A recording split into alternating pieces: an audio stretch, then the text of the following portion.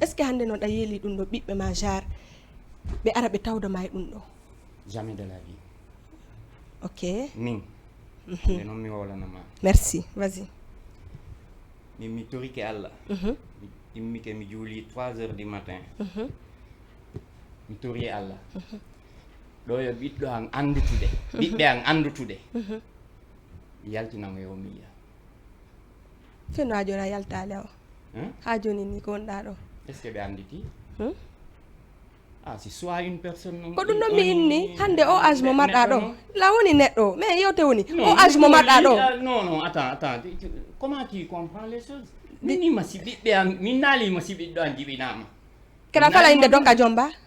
fala inde a jomba non min nali ma dum ha joni ça c'est ma vie dum non la andi c'est ta vie ko no yewte woni la je sais mais yewte no wonda halirde ni mi wowlita no falira dawo non no woniri non no wadiri dawo oui OK manam mi tori ke Allah minni mi tori Allah minni si bibbe amben mi toraki Allah bibbe minni Allah si tawi bibbe amben na do yobe andutude dum mi sikki laabi do yobe anditude yaw manam bon suka anda carrément dum wona yite ko bofoni manam andi do be andude goddum wala andude goddum Allah yaltina ngewo million nini donc be anda goddum pay ko ma ba falande be nyandali taw pe si woni non afalande an téléspectateur peut-être famille quoi be hebi hakkil ko be famille rak peut-être an si woni ala hakkil mo famille mi peut-être mi ala hakkil jonno ki hakkil non mi fala aya jonnanki c'est-à-dire mi famille ha joni a ala be bibbe don taw min nali mi ala be bibbe damari bibbe jolde je so marda non tout sauf ça oui d'accord on avance bengu jil marda combien de femmes ah si on avance ça c'est ma vie première femme deuxième femme c'est déjà ça est-ce que hida medi yide ça bengu am mi possimo merci ko do similandi bonne question c'est pas ça c'est pas ça ko do similandi elle n'est pas dans la wona kanko wona mi expo nana mi ma ci discret hay biddo an jibina c'est pas comme no be watte Facebook alhamdulillah capte mais pourquoi moi je mukala sil mun kala jabante dum don kadi il faut mo jabane dum don ko entre men enen dido bibbe jël mar adi jeso si feji do yo wuri ko do mi fal non wuri wada ko pude do kan triti wonde parce que ayni hande ayelaki Allah bibbe ma be tawda may dum do parce que selen ko jokkuda ko an hidani c'est pas bon non question mi fala OK ah dum question ma mi ko dum non mi do ko question c'est-à-dire ayni afalaka bibbe ma be wada dum ko ko wadda do non DJ ah si attends mi nali ma be wada dum don ko mi wada ino on ngawa ah mais je répète encore répète parce que acceptable ko dum dole wolda non ko dum do wolda fe yali non ko dum do wolda ka ko no wolda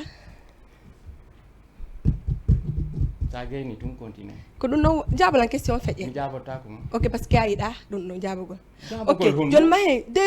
dambari bengul OK bengul jël mar adi jeso ni o âge ma jogi da do benguli ça veut dire 2 femmes 3 femmes 4 femmes minni ma dum no mi jabota ko on avance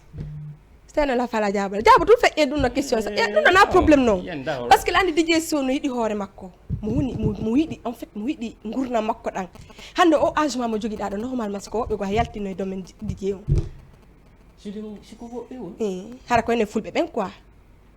yimbe jelo won do heccilan on be heccuma OK hambe afalende kare DJ Thierno Bari no heccuma DJ Diallo no heccuma afalende be no heccuma angi DJ Diallo est ce que do mar relation moƴƴa DJ son lang meden hemi di relation weldigal on joodoto yi fotton ni weldon o yewte piiji go fi wonno bon peut-être moy domaine makko langi domaine makko c'est-à-dire kon woni dum non mi anda domaine makko ko mi andi domaine makko DJ Diallo so hebi hande par exemple haaju ma sa hebi haaju be are be assisté lando mo ko hombo animateur kam landi kam fodo langade fait doucement fami dank moy japp golo ci ñaay DJ Diallo lando mo ko animateur jo hombo ndaro yimo ko galle makko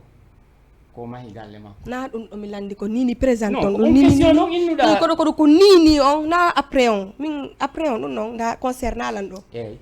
ko nini on eyyi a wawi mo noddude ɗo par exemple joni téléphone dj